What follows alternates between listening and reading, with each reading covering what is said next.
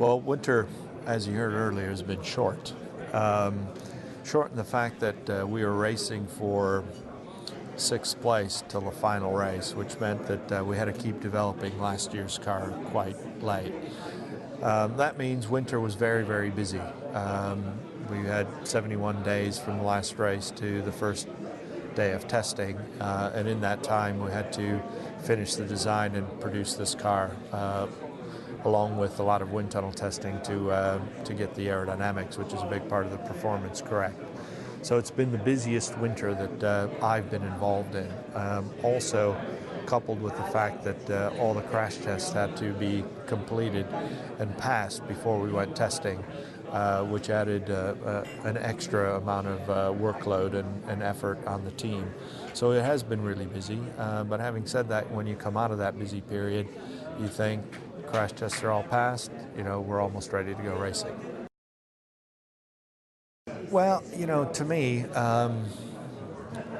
form follows function, and when you first look at it, I wouldn't call it pretty, but if it's quick, it will soon become a pretty car, because quick racing cars eventually end up looking good independent of what they looked at when they were first born.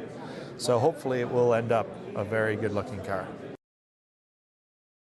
Yeah, long season ahead. Like I've said before, we've planned for it. So we're going to do some things differently in order to help the mechanics that have a big task every weekend, and now there's 20 of those, and they're compacted. There's more back-to-backs this year as well. So it will be difficult, but like I said, we've planned for it, and hopefully we'll be okay for the 20 races.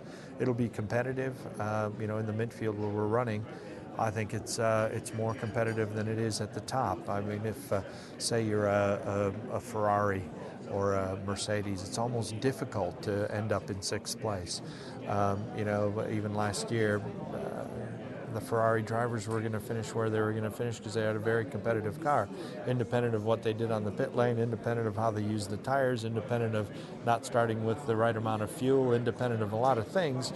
You can just mask that because they had a quick car.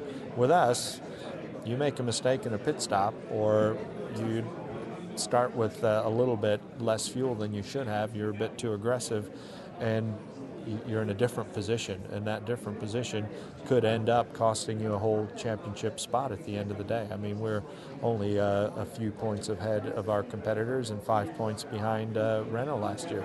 So it is very competitive where we are.